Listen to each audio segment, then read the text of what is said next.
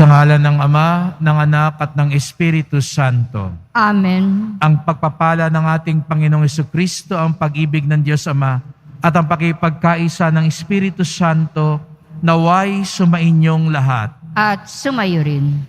Mga kapatid, tayo'y tinatawag ng Panginoon na magtiwala sa Kanya. Huwag kayong matakot. Ito ang Kanyang paulit-ulit na paanyaya sa atin.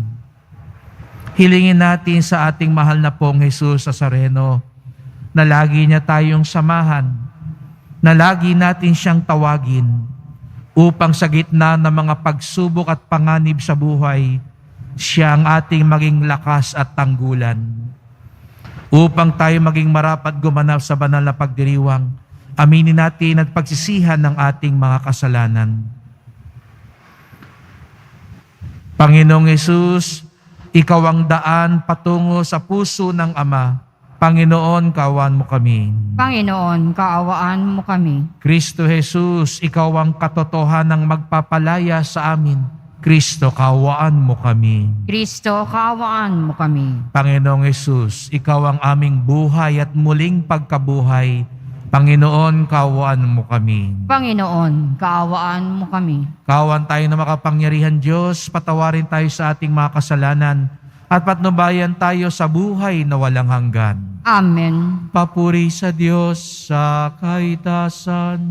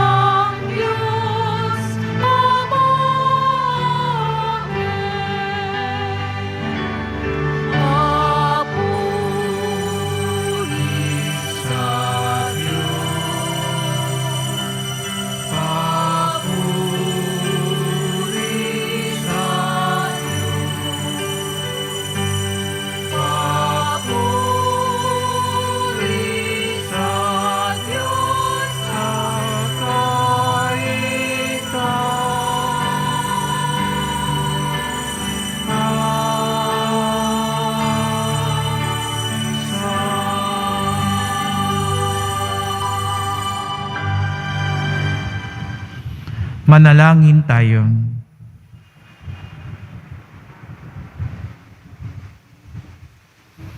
Ama naming makapangyarihan, kami naway magkaroon ng pitagan at pagmamahal para aming magawang sambahin ang ngalan mo, sapagkat sa mga pinatatag sa iyong pag-ibig, ikaw ay walang pinababayaang masadlak sa ligalig.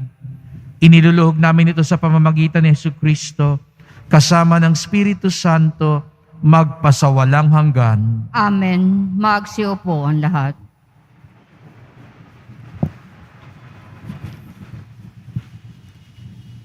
Pagbasa mula sa aklat ni Propeta Jeremias. Sinabi ni Jeremias, naririnig kong nagbubulungan ang karamihan. Tinagurian nila akong kilabot saan man. Sinasabi nila, isuplong natin, isuplong natin. Pati matatalik kong kaibigay, naghahangad ng aking kapahamakan. Wika pa nila, marahil ay malilinlang natin siya. Pagkatapos, dakpin natin at paghigantihan. Subalit, ika'y nasa panig ko poon. Malakas ka't makapangyarihan. Madarapa ang lahat ng umuusig sa akin. Hindi sila magtatagumpay kailanman. Mapapahiya sila sapagkat hindi sila magwawagi. Mapapahiya sila habang panahon. At ito'y hindi na makakalimutan. Makatarungan ka kung sumubok sa mga tao. Poon, Diyos na makapangyarihan. Alam mo ang laman ng kanilang mga puso't isip. Kaya't ikaw ang maghiganti sa mga kaaway ko. Ipinagkakatiwala ko sa mga kamay mo ang aking kapakanan.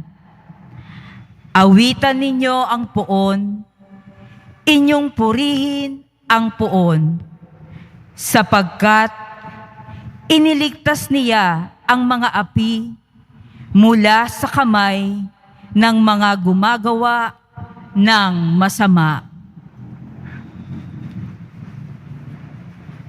Ang salita ng Diyos. Salamat sa Diyos. Panginoon, iyong dinggin, akong iyong ginigiliw. Panginoon, iyong dinggin, akong iyong ginigiliw. Dahilan sa iyo, ako'y inaglahi. Napahiyang lubos sa pagkaunsyami. Sa mga kapatid, parang ako'y iba. Kasambahay ko na'y di ako kilala. Ang pagmamahal ko sa banal mong templo, matinding matindi sa kalooban ko. Sa akin bumagsak, paghamak sa iyo. Panginoon, iyong dinggin, akong iyong ginigiliw. At sa ganang akin, ako'y dadalangin. Sa iyo, O Poon, sana'y iyong dinggin. Sa mga panahon na iyong ibigin. Dahil sa dakilang pag-ibig sa akin, ang iyong pangakong pagtubos ay sundin. Poon, sa buti mo't pag-ibig sa akin, sa aking pagtawag, ako sana'y dinggin. Sa pagkahabag mo, ako ay lingapin. Panginoon, iyong dinggin, akong iyong ginigiliw. Kung makita ito niyong mga dukha, Sila ay sasamba sa laki ng tuwa. Dinirinig ng Diyos ang may kailangan. Lingkod na bilanggoy, di nalilimutan. Ang Diyos ay purihin ng langit at lupa, maging karagatan naroong nilikha. Panginoon, iyong dinggin, akong iyong ginigiliw.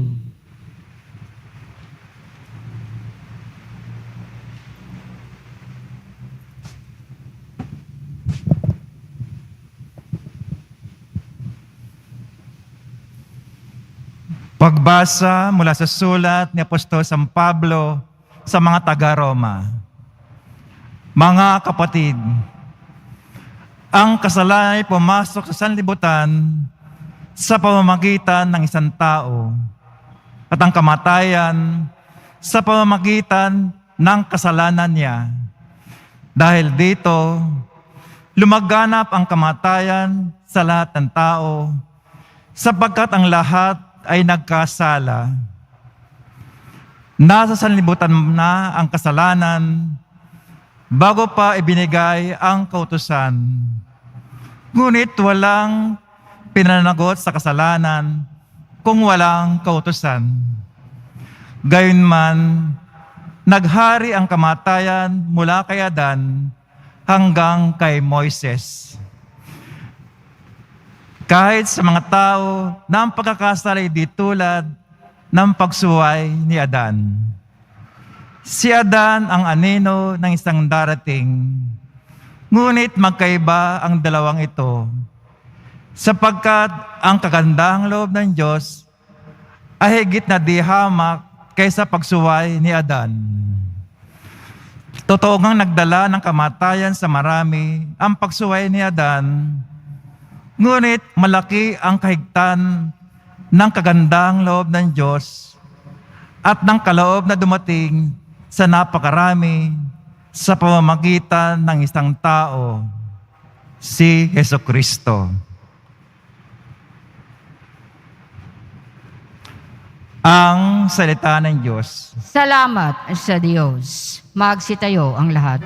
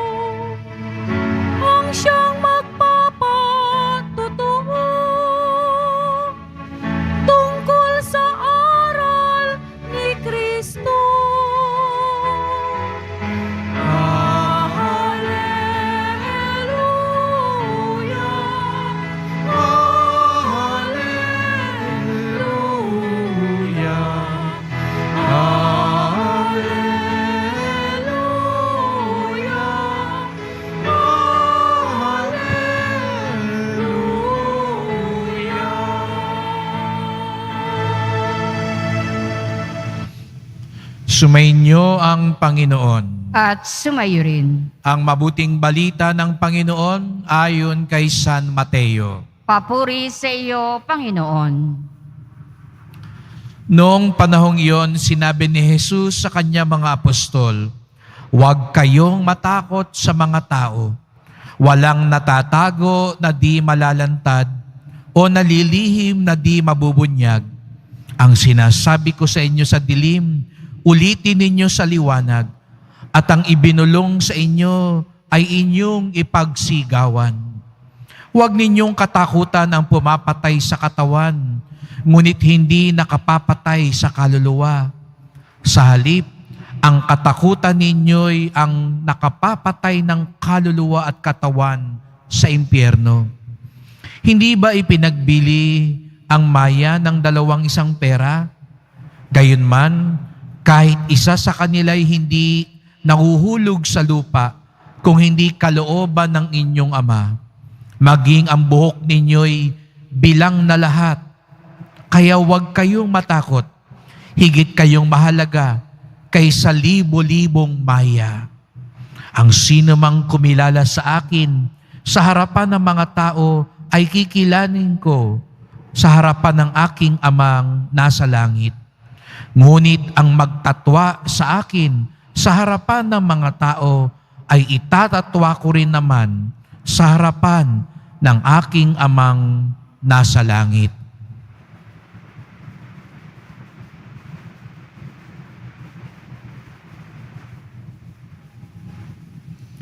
Mga kapatid, ang mabuting balita ng ating kaligtasan. Pinupuri ka namin, Panginoong Heso Kristo. Magsiupo ang lahat.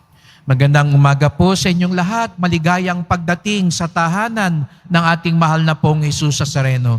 Binabati din po natin ang mga kasama natin online, lalo na po mga may sakit, ang mga nag-aalaga sa may sakit, mga kababayan, mga kadeboto natin mula sa iba't ibang panig ng bansa at daigdig na nais sumama sa pagdiriwang ng banal na misa dito sa ating simbahan sa Quiapo. Araw ng linggo, araw ng Panginoon at pasasalamat, araw ng simbahan.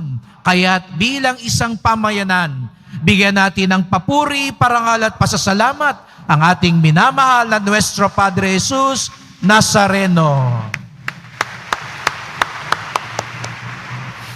Sa panimula ng ating pagninilay, ay tatanungin ko kayo, ano po sa tingin ninyo ang pinakamadalas, pinakapaulit-ulit na utos ni Jesus Nazareno sa mga tao? O dili kaya, ano ang pinakamadalas, pinakapaulit-ulit na utos ng Diyos sa Biblia? Ano kaya yun? Ano kaya yung madalas sabihin, bilin sa atin ng Diyos? Ibig sabihin nun, napakahalaga. Di ba? Pag yung nanay natin, tatay natin, paulit-ulit may sinasabi sa atin, kumain ka na. Maglinis ka, maligo ka. Ang Diyos kaya, ano kaya ang madalas niyang utos? Magmahalang kayo? Magsisi ka? Magpatawad ka? Magkasundo kayo? Ano kaya? Ang pinakamadalas na utos ng Diyos sa Biblia, huwag kayong matakot. Huwag kayong matakot. Huwag kang matakot. Sabihin mo nga sa katabi mo, huwag kang matakot. Yan, mukha bang nakakatakot yung katabi nyo, no? Hindi naman, no?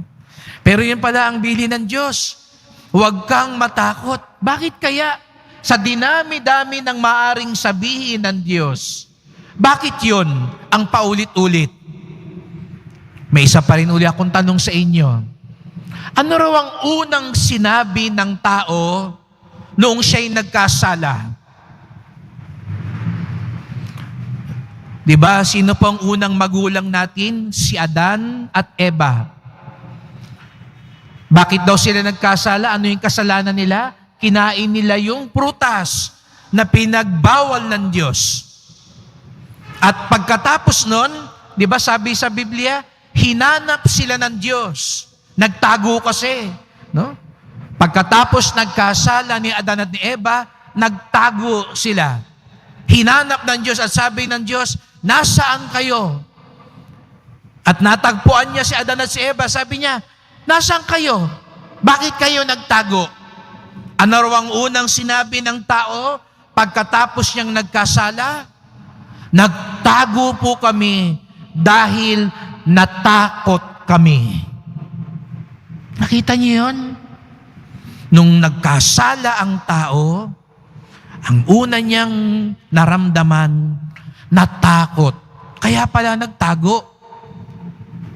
Ngayon, naintindihan na natin, bakit paulit-ulit ang Diyos na sabihing, huwag kang matakot dahil Katambal ng kasalanan ang takot. Sa katunayan, hindi lang natakot ang tao pagkatapos ng kasalanan. Alam nyo, malaki ang kutob ko, kaya nagkasala ang tao dahil matatakutin ang tao. Ganon ang ginawa ng demonyo ni Satanas kay Adan at Eva. Tinakot niya. Talaga bang sinabi yan ng Diyos? Ayaw lang kayong matulad ng Diyos sa Kanya. Tinakot niya, kaya tuloy natukso at sumuway sa Diyos ang unang tao. Mga kapatid, ang takot nagiging ningas sa kasalanan. Kaya pala, paulit-ulit ang Diyos, huwag kayong matakot. Ang taong matatakutin, madaling matukso at madaling magkasala. At kung talagang titignan naman talaga natin ang sarili natin, bakit tayo nagkakasala? Hindi lang natin siguro lubos agad matuklasan, ang dahilan ng pagkakasala ay pagkatakot. Bakit ka natatakot magsabi ng totoo? Kaya nagsisinungaling ka na lang. Dahil natatakot ka, pag sinabi mo yung totoo, aawayin ka. Pag sinabi mo yung totoo, baka mag-isa ka na lang. Ibabash ka. Ia-unfriend ka. Pagtutulungan ka. Bakit ka natatakot magbigay? Kasi natatakot ka na baka maubusan ka. Kaya kahit minsan ang dami mo pa namang pagkain, ang dami mo pa namang naitatabi, may humihingi sa'yo. Hindi lang dahil maramot ka. Bakit ka maramot? Natatakot ka na baka hindi sapat yung matira sa'yo. Bakit ka naghihiganti? Gusto mo, sunto ka na lang agad. Patayan na lang agad. Natatakot ka na baka hindi mo makamit yung katarungan. Kaya nilalagay mo na lang ang katarungan sa iyong mga kamay. Kaya napansin niyo mga kapatid, bakit ka nagkakasala? Sa bandang dulo, ang dahilan nito ay pagkatakot. Natatakot ka. Bakit ka pumipili ng mali? Alam mo nang mali ang relasyon na yan. Mali ang pag-ibig na yan. Hindi yan ang asawa mo. Hindi yan ang pamilya mo. Kasi natatakot ka, baka mag-isa ka lang. Baka walang ibang magmahal sa'yo. Bakit kahit mali na yung negosyong yan? Mali yung magbenta ka ng droga. Mali yung ikaw ang maglalaglag ng mga bata. Mali yung magtitinda ka ng magpapatay ng mga bata. Mali yung negosyo mo, ikasisira ng mga kabataan.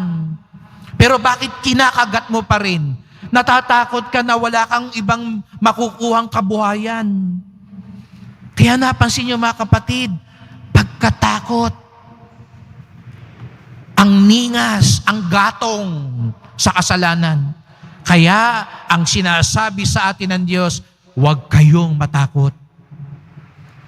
Bakit daw? Dalawang dahilan. Ano raw yung kinakatakot ng mga alagad? Kinakatakot nila na pagtutulungan sila, aakusahan sila ng kung ano-ano, hanggang sa pahirapan sila. At natatakot din sila sa kamatayan, pahihirapan sila, papatayin sila. Kaya ang paalala ni Jesus sa Nazareno, una, huwag kayong matakot.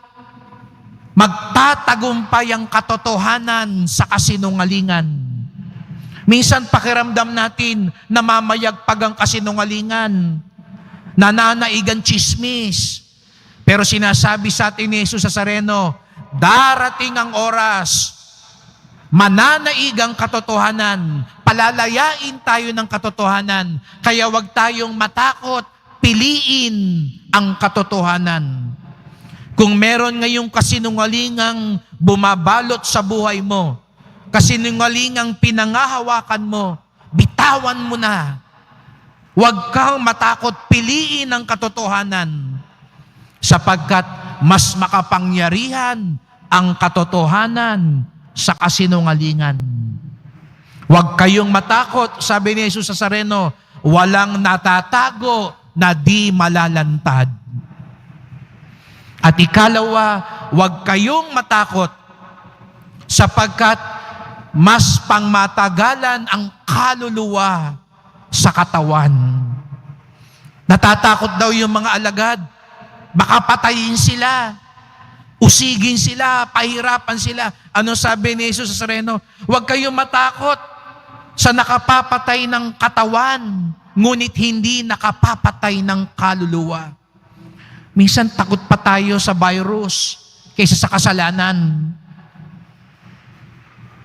Mas takot ka ba sa virus? Mas matakot ka sa kasalanan. Kasi hindi ka man magka-virus, hindi ka man magkasakit, darating pa rin ang araw, mamamatay pa rin tayo. Tatanda ka pa rin, hihina pa rin yung katawan na yan. Kahit anong gawin mong banat dyan, takip dyan sa mga kulubot mo, kahit anong gawin mong ehersisyo para lumakas ang katawan mo, darating ang araw, lulupaypay, manghihina, at mamamatay.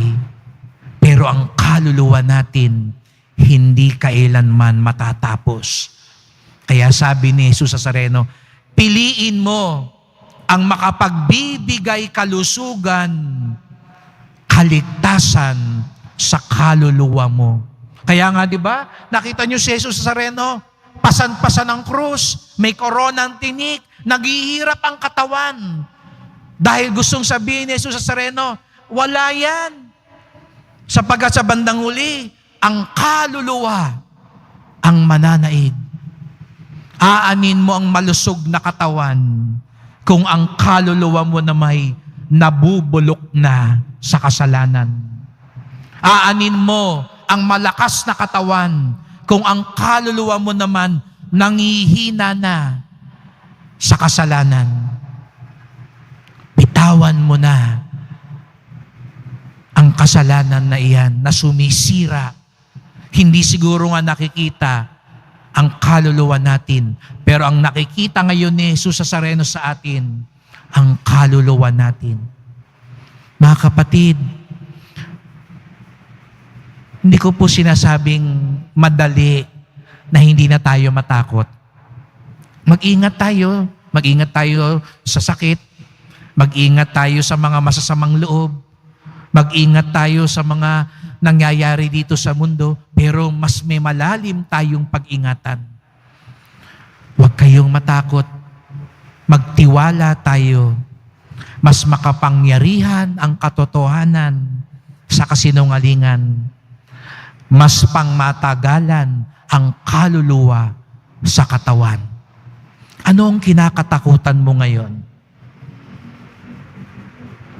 Sana ang mas katakutan natin ang hindi natin makasama si Jesus Nazareno magpakailanman.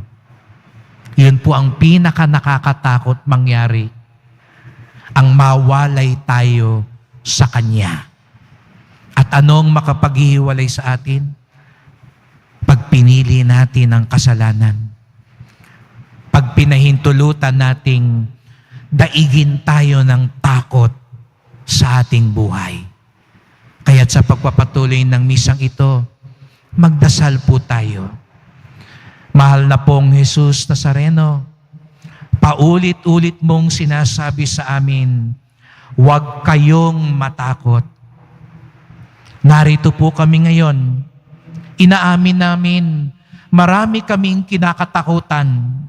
Marami kaming inaalala. Marami kaming iniisip. Kaya nga't binubuksan namin ang aming puso sa iyo. Nagtitiwala kami sa iyo. Sapagkat ang katotohanan mo mas makapangyarihan sa kasinungalingan. Ang buhay mo mas malakas sa kamatayan. Kaya hindi kami matatakot. Magtitiwala kami sa iyo, mahal na pong Jesus Nazareno. Basbasan niyo po kami, kaawaan niyo po kami, palakasin niyo po kami, mahal na pong Jesus Nazareno. Amen. Amen.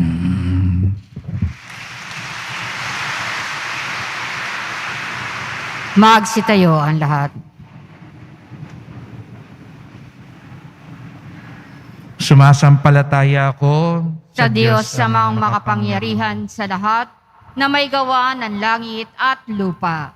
Sumasampalataya ako kay Hesu Kristo, iisang anak ng Diyos, Panginoon nating lahat. Nagkatawad tao siya, lalang ng Espiritu Santo.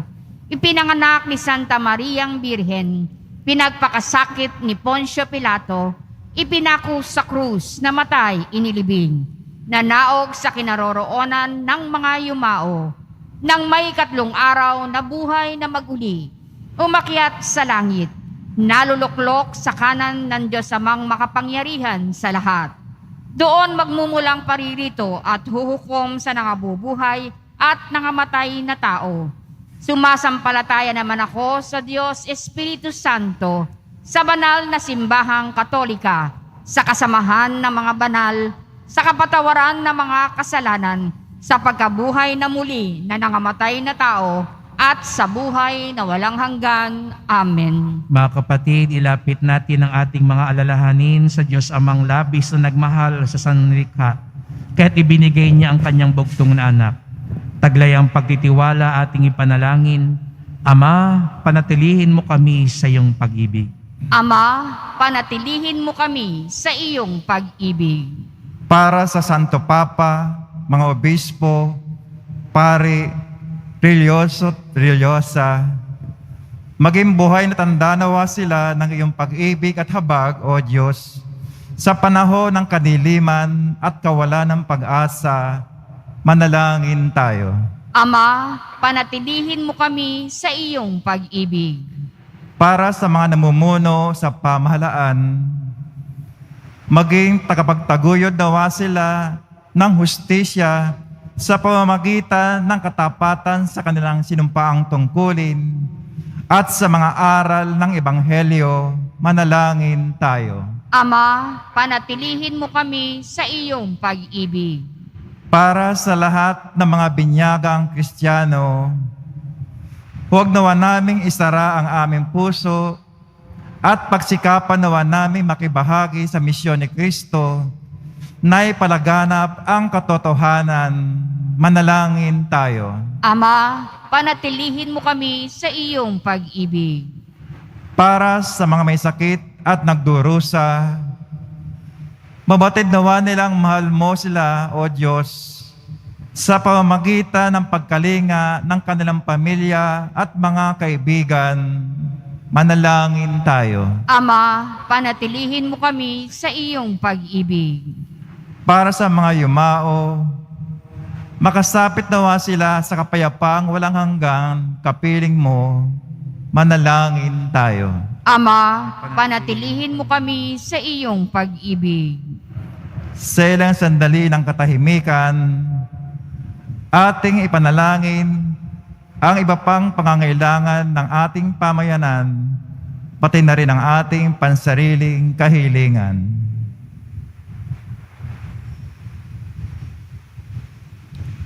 Manalangin tayo. Ama, panatilihin mo kami sa iyong pag-ibig.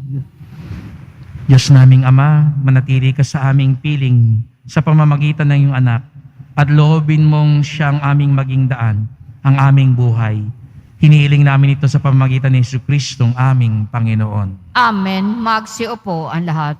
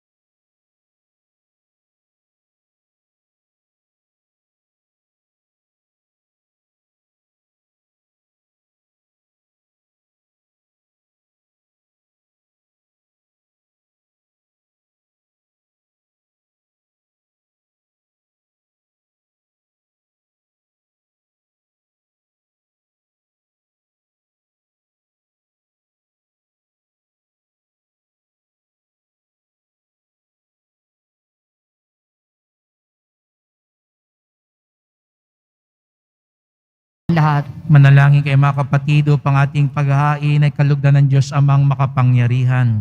Tanggapin nawa ng Panginoon itong paghahain sa iyong mga kamay, sa kapurihan niya at karangalan, sa ating kapakinabangan at sa buong sambayanan niyang banal. Ama naming lumikha, tanggapin mo ang aming paghahain ng papuri sa iyong kabutihan sa amin.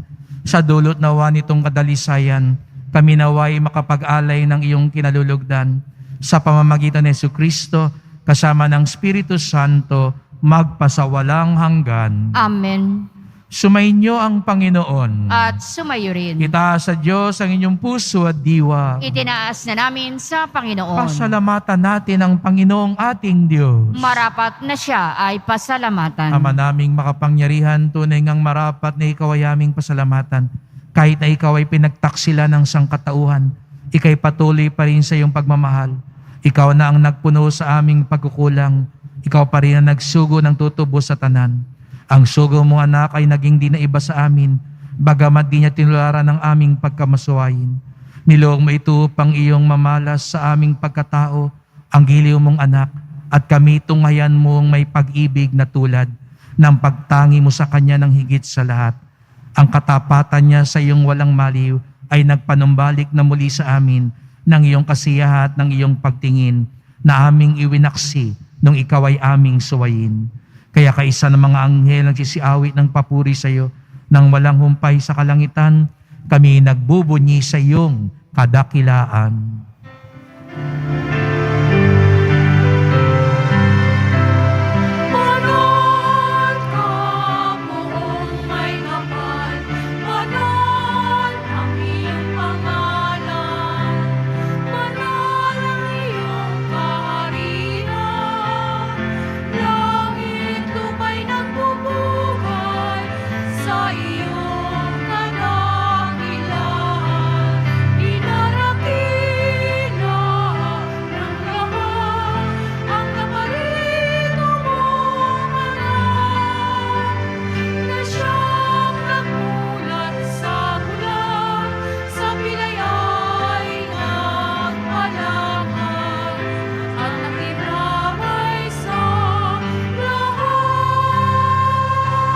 Magsiluhod ang lahat.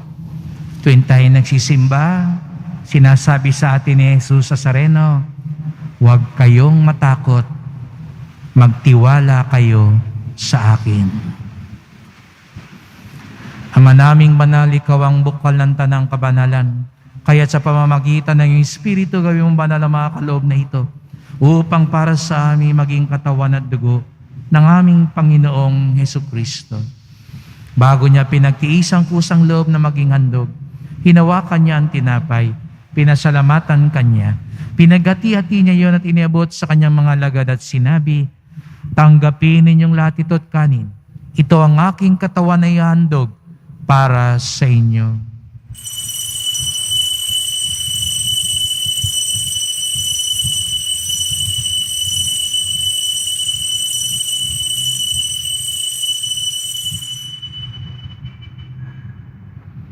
Gayun din naman nang matapos ang hapunan, hinawakan niya ang kalis.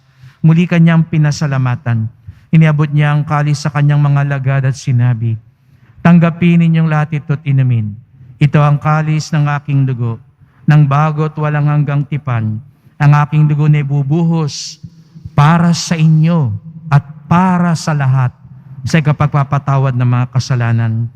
Gawin niyo ito sa pag-alaala sa akin.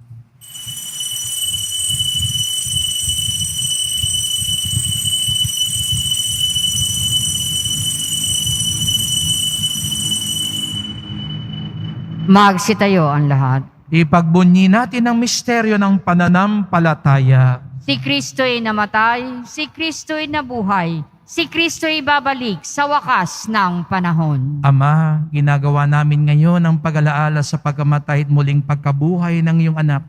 Kaya tinalay namin sa iyo ang tinapay nagbibigay buhay at ang kalis na nagkakaloob ng kaligtasan. Kami nagpapasalamat dahil kami iyong minarapat na tumayo sa harap mo para maglingkod sa iyo. Isinasamo namin kaming magsalo-salo sa katawan at dugo ni Kristo ay mabuklod sa pagkakaisa sa pamamagitan ng Espiritu Santo. Ama, Lingapin mo ang iyong simbahang laganap sa buong daigdig. Puspusin mo kami sa pag-ibig, kaisa ni Francisco na aming Papa, ni Jose na aming Obispo, at ang Tanang Kaparian. Alalahanin mo rin ang mga kapatid naming nahimlay, na may pag-asang sila'y muling mabubuhay. Gayon din ang lahat ng mga pumanaw. Kawan mo sila at patuloyin sa iyong kaliwanagan.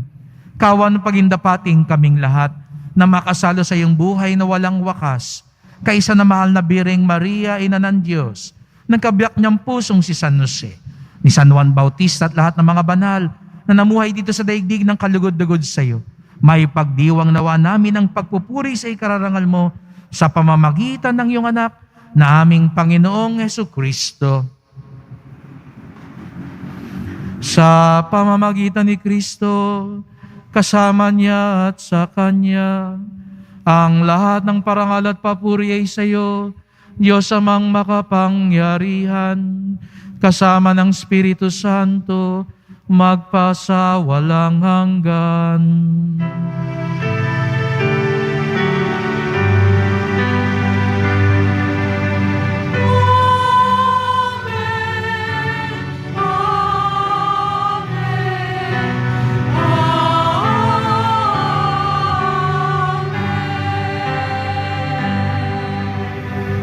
Bilang isang pamilya, sama-sama nating tawagin ang ating Ama sa langit.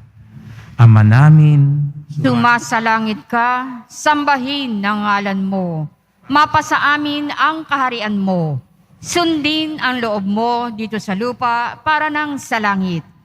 Bigyan mo kami ngayon ng aming kakanin sa araw-araw at patawarin mo kami sa aming mga sala para nang pagpapatawad namin sa nagkakasala sa amin.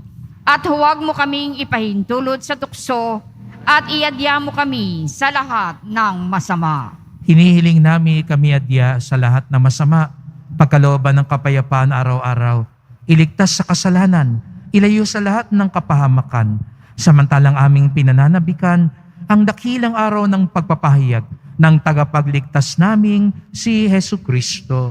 Sapagkat iyo ang kaharian at ang kapangyarihan at ang kapurihan magpakailanman. Amen. O Panginoong Hesu Kristo, sinabi mo sa iyong mga apostol at ngayon sinasabi mo sa amin, kapayapaan ang iniiwan ko sa inyo, ang aking kapayapaan ay binibigay ko sa inyo. Tungayan niyo po ang aming pananampalataya, huwag po ang aming mga kasalanan, huwag po ang aming mga pagkatakot.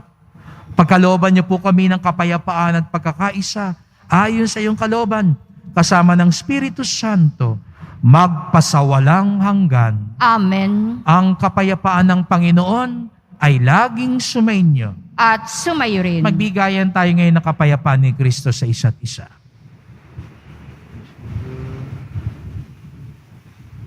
Kordero ng Diyos na nag-aalis ng mga kasalanan ng sanlibutan, maawa ka sa amin.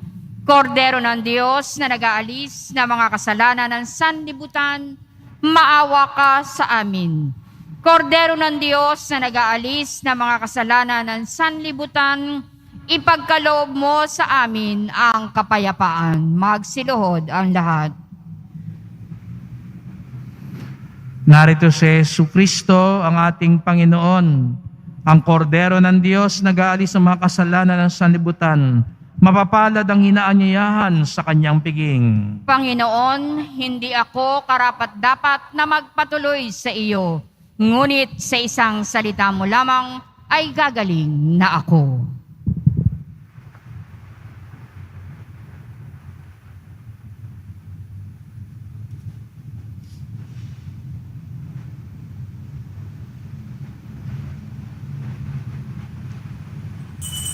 Para sa lahat ng tatanggap ng banal na komunyon, sasagot po tayo ng amen pagkasabi ng pari o ng lay minister ng katawan ni Kristo. At isubo agad sa bibig bago umalis sa harapan ng pari o lay minister. Sumunod po tayo. Maraming salamat po.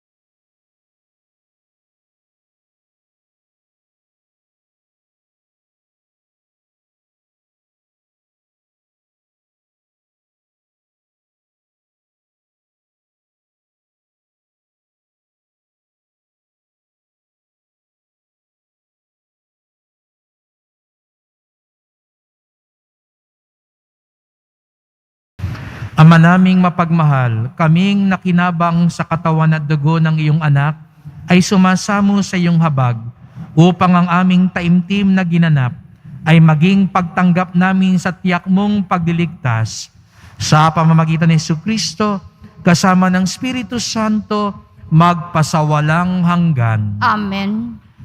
Salamat po sa inyong pagpunta dito sa Quiapo. Maraming salamat po sa inyong tulong sa simbahan, sa mga pamisa, love offerings, online donations, sa mga nagdadala po dito ng bigas, dilata, noodles at pang-ayuda sa ating mga kapatid na nasalanta at nangangailangan.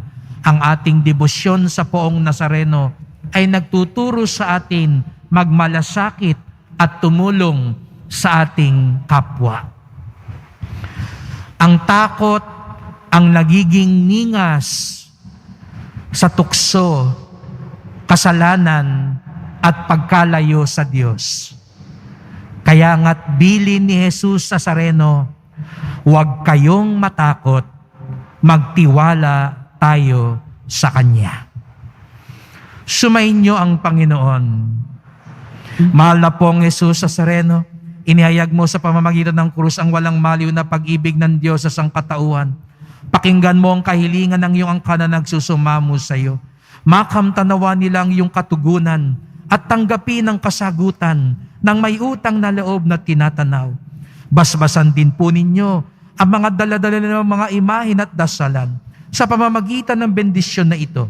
Naway maala nila mga pangako nila noon sa binyag na ikaw ang kanilang iibigin at paglilingkuran bilang Panginoon magpasawalang hanggan. Amen. At pagpalain kayong lahat ng makapangyarihang Diyos, Ama at Anak at Espiritu Santo.